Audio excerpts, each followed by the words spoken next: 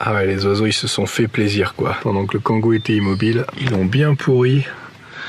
Il y a même des toiles d'araignée, je sais pas si on voit. Le bonheur, après tout, est une activité originale aujourd'hui. Alors ça y est, on va pouvoir repartir, enfin. Je vais aller me mettre près du bord de mer, non loin de Soulac. J'ai pas pris ni mon ordi ni mon smartphone, j'ai pris uniquement mon vieux téléphone. Et pour trouver des spots intéressants, même si je connais déjà un petit peu, j'ai imprimé des cartes de parc Fortnite. Voilà.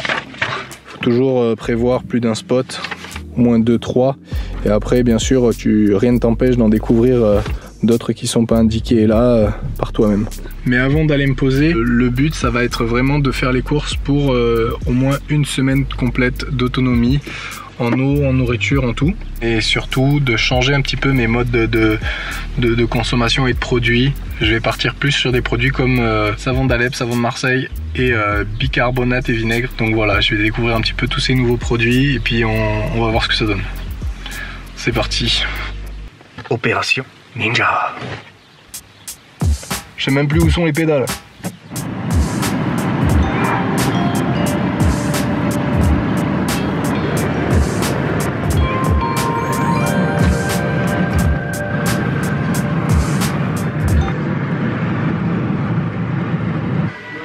Quand t'es dans le Médoc et que les seuls jerrycans qu'ils connaissent, c'est les Cubi à vin. Et que ça. Bon, ben on est parti pour le Cubi. Ça fait quand même 10 litres. Donc ça, c'est pas trop mal. Et le fait que ça soit transparent, c'est pas plus mal non plus. Sinon, il y a... Je mentirais, hein, il y a des jerrycans, mais c'est des jerrycans, tu sais, pliables. Et franchement, ça, j'ai aucune confiance sur la durabilité du truc. Donc on va partir sur du Cubi. Voilà. Très très local.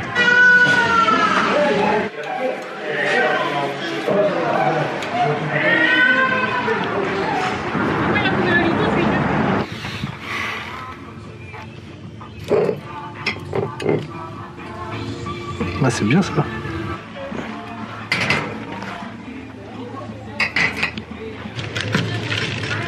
Ça fait une demi-heure que j'y suis, j'arrive pas à tirer le truc.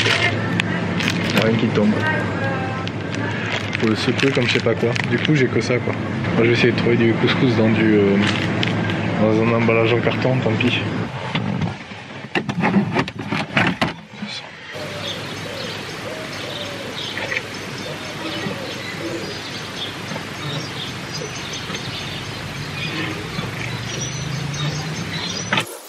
Ça fait plus d'environ 3978,6 générations qu'ils ne font que ça, pomper. Alors vous pensez, c'est pas aujourd'hui qu'ils vont s'arrêter. Bon, et ben c'est la troisième fontaine que je fais et qui est à sec.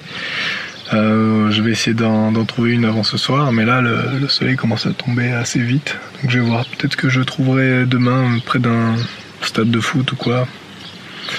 On verra. Donc le Cubi reste désespérément vide. T'inquiète pas, t'inquiète pas. Ah, c'est vrai qu'il y a ça aussi. Ouais, le Kangoo depuis quelques mois, même si j'ai passé le contrôle technique et que ça s'est très bien passé, il devient un petit peu capricieux. Il démarre une fois sur deux. Et je sais pas pourquoi. Je pense que c'est à cause des bulles d'air qui sont dans le circuit d'essence.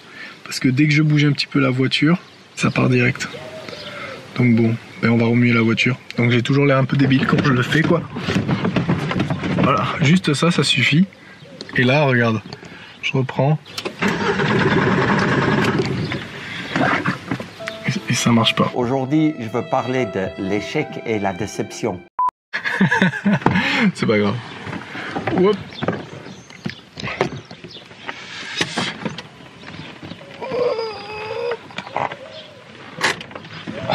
Ah, normalement ça devrait suffire. Dans l'oreille. Alléluia. C'est reparti.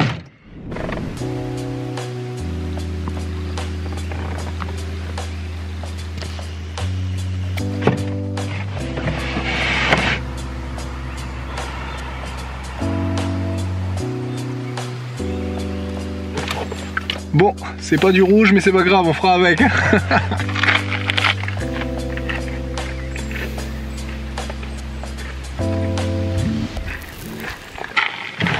En route.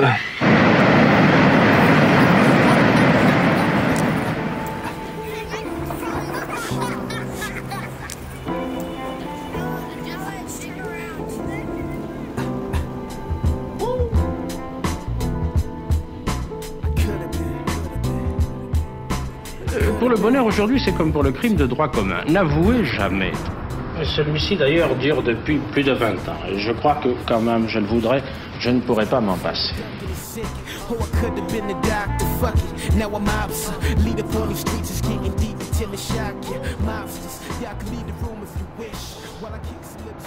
Ça faisait tellement longtemps que j'étais pas parti à la plage, tu vois, j'étais un peu perdu. Heureusement ils ont pensé à mettre des panneaux sortis, hein, pour pas confondre. Si jamais tu vas dans l'autre direction, tu peux avoir des problèmes. Donc c'est vraiment bien, ils sont pensés à tout. Hein.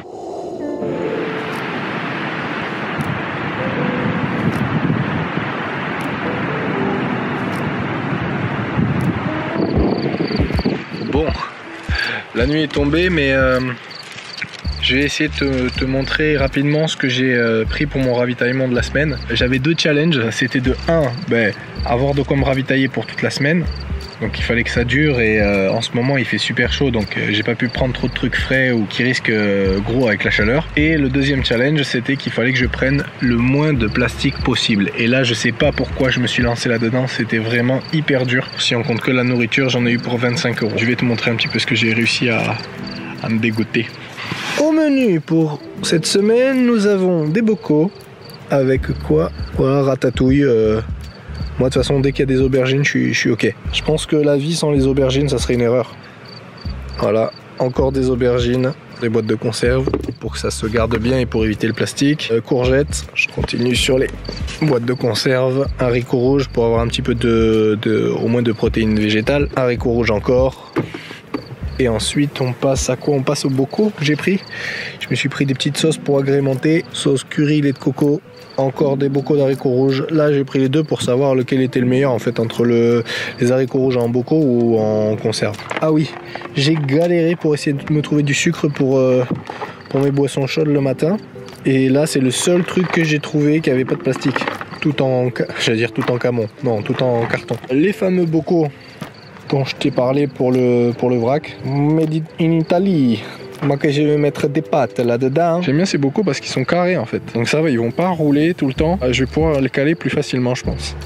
Qu'est-ce que j'ai pris d'autre? Du vrac du coup. Alors ce que j'ai trouvé bête dans leur truc de vrac là, les gens prennent du vrac pour éviter de prendre du plastique. Enfin je suppose en partie pour ça. Et les sacs qu'ils donnent pour pouvoir se servir sur le vrac sont des sacs avec du plastique. Je vais prendre des sacs en papier pour pouvoir y aller avec quoi. Et pas utiliser les leurs. Donc voilà, j'ai pris du muesli choco pour le moral le matin. Des coquillettes. Alors des coquillettes pourquoi? Parce que c'est des pâtes qui sont assez petites et du coup qui cuisent assez vite, j'ai remarqué par rapport aux autres types de pâtes.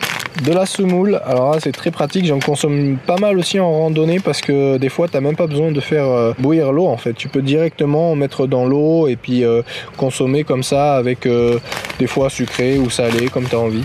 Un cappuccino. Alors cappuccino, alors j'ai galéré pour trouver du café, cappuccino ou quoi que ce soit sans plastique. Alors même celui-là, je fais une petite entorse parce que du coup il a un couvercle en plastique. Et sinon tout le reste c'est métallique. D'ailleurs je vais le réutiliser pour un autre truc, ça me donne quelques idées là cette boîte. Alors là c'est pareil, ils sont obligés de mettre du plastique là pour montrer alors qu'une photo ça suffirait très bien. C'est des trucs en fait qui imitent la texture de féculents, j'aime bien ce genre de truc. C'est fait tu vois à 80% de pois chiches et 20% de maïs et j'ai bien regardé, il y a vraiment rien d'autre, c'est 100% ça. Du coup voilà, ça fait toujours des légumes sous une autre forme à consommer cuit, chaud.